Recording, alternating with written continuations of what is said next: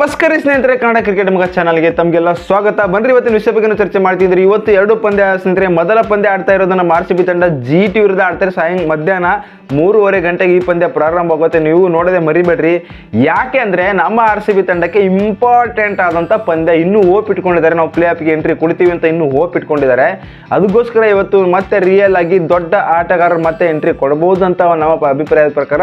ಇವಾಗ RCB ಯಾವ ರೀತಿ ಇದೆ ಎಂಬುದು ಕೂಡ ಈ ಪ್ಲೇಯಿಂಗ್ ಅಲ್ಲಿ ಯಾರ್ಯಾರು ಇದ್ದಾರೆ, ಹಾಗೆ ಹೊರಗಡೆ ಹೋದ್ರು ಸಂಪೂರ್ಣ ಮಾಹಿತಿ ನಿಮ್ಮ ಜೊತೆ ಚರ್ಚೆ ಮಾಡ್ತೀವ್ರಿ. ಚರ್ಚೆ ಮಾಡೋಕ್ಕಿಂತ ಮುಂಚೆ ನೀವೇನು ಮಾಡ್ತೀರಾ ಅಂದರೆ ವಿಡಿಯೋ ನೋಡ್ರಿ ಕೊನೆವರೆಗೂ. ಹಾಗೆಯೇ ಸಬ್ಸ್ಕ್ರೈಬ್ ಆದರೆ ಮೋಟಿವೇಶನ್ ಆಗುತ್ತೆ. ಹಾಗಾಗಿ ಸಬ್ಸ್ಕ್ರೈಬ್ ಕೂಡ ಆಗ್ರಿ, ಸಪೋರ್ಟ್ ಮಾಡಿರಿ ಸ್ನೇಹಿತರೆ. 2024 IPLನಲ್ಲಿ ಬಿಗ್ ಸ್ಕೋರ್ ಕಲೆ ಆಗ್ತಾ ಇದೆ. ಹೇಳೋಕ್ಕಾಗ್ತಾ ಇಲ್ರಿ, ಆ ರೀತಿಯಾಗಿ ರೇಂಜ್ಗೆ ಬ್ಯಾಟಿಂಗ್ ಮಾಡ್ತಾ ಇದ್ದಾರೆ. ಬಾಲರ್ಗಳಿಗೆ ಉಳಿಗಾಲ ಇಲ್ಲ ಅನ್ನೋ ಹಾಗೆ ಒಂದು ರೇಂಜಿಂಗ್ ಬ್ಯಾಟಿಂಗ್ ಕೂಡ ಮಾಡ್ತಾ ಇದ್ದಾರೆ. ಹಾಗಾಗಿ ಅದರ ನಡುವೆಯೂ ನಮ್ಮ RCB ತಂಡ ಗೆಲ್ಲೇಬೇಕಾದಂಥ ಪರಿಸ್ಥಿತಿಗೆ ಬಂದು ಕೂತಿದ್ದಾರೆ. ಇಲ್ಲಿ ಒಂದು ಪಾಯಿಂಟ್ ಟೇಬಲ್ ಪಟ್ಟಿಯಲ್ಲಿ ನೋಡ್ಬೇಕಾದ್ರೆ ನಾವು ಕೊನೆ ಸ್ಥಾನದಲ್ಲಿ ಇದ್ರೂ ಕೂಡ ಇವತ್ತಿನ ಪಂದ್ಯ ನಮಗೆ ಇಂಪಾರ್ಟೆಂಟು. GTಗೂ ಕೂಡ ಇಂಪಾರ್ಟೆಂಟು. ಒಂದು ರೋಚಕವಾದಂಥ ಪಂದ್ಯ ಇರುತ್ತೆ ಇವತ್ತು. ಅವರು ಗೆಲ್ಲಬೇಕು, ನಾವು ಗೆಲ್ಬೇಕೆನ್ನುವ ರೀತಿಯಲ್ಲಿ ಪಂದ್ಯ ಇರುತ್ತೆ. ಹಾಗಾಗಿ RCB ಪ್ಲೇಯಿಂಗ್ ಎಲ್ಲ ನೋಡಬೇಕಾದ್ರೆ ಇವಾಗ ವಿರಾಟ್ ಕೊಹ್ಲಿ ಮತ್ತು ಡ್ರೂ ಪ್ಲೇಸಿಸ್ ಇದ್ದೇ ಇರ್ತಾರೆ. ಇವ್ರ ಮೇಲೇನೆ ಹೋಪ್ ಇದೆ ನಮ್ಮ RCB ತಂಡದಂತ ಹೇಳ್ಬೋದಾಗಿದೆ. ಓಪನಿಂಗ್ ಇವರೇ ಮಾಡ್ತಾರೆ ಖಂಡಿತವಾಗಿ. 3ನೇ ನಂಬರ್ಗೆ ವಿಲ್ ಜಾಕ್ಸ್, ಏನು ಚೇಂಜಸ್ ಆಗಲ್ಲ. 4ನೇ ನಂಬರ್ಗೆ ರಜತ್ ಪಟಿದಾರ್. ವಿಲ್ ಜಾಕ್ಸ್ ಮತ್ತು ರಜತ್ ಪಟಿದಾರ್ ಅವರು ನಮ್ಮ RCB ತಂಡಕ್ಕೆ ಕೂಡ ಹೆಲ್ಪ್ ಆಗ್ತಾ ಇದ್ದಾರೆ. ಮತ್ತೆ ಅವ್ರು ಔಟ್ ಆದ ನಂತರ ಮತ್ತೆ ಬರ್ತಾರೆ ಯಾರು, ಗ್ರೀನ್ ಅವರು 5ನೇ ನಂಬರ್ ಬ್ಯಾಟಿಂಗ್ ಆಡ್ತಾರೆ.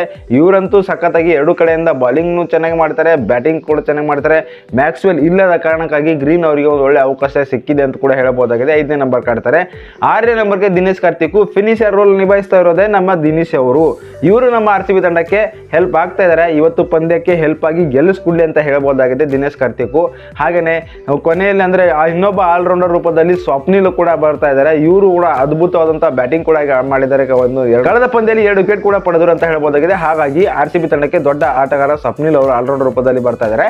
ಹಾಗೆ ಕರಣ್ ಶರ್ಮಾ ಇದ್ದಾರೆ. ಇವರು ಕೂಡ ಒಂದು ಕೋಲ್ಕತ್ತಾ ವಿರುದ್ಧ ಸಖತ್ತಾಗಿ 3 ಸಿಕ್ಸರ್ ಹೊಡೆದು ನಾನು ಬ್ಯಾಟಿಂಗ್ ಆಡಬಲ್ಲೆ ಎನ್ನುವ ರೀತಿಯಲ್ಲಿ ಬ್ಯಾಟಿಂಗ್ ಆಡಿ RCB ತಂಡಕ್ಕೆ ಎಂಟ್ರಿ ಕೊಟ್ಟಿದ್ದಾರೆ. ಕರಣ್ ಶರ್ಮಾ ಅವರು ಕೂಡ ಇರ್ತಾರೆ. Spin department 2.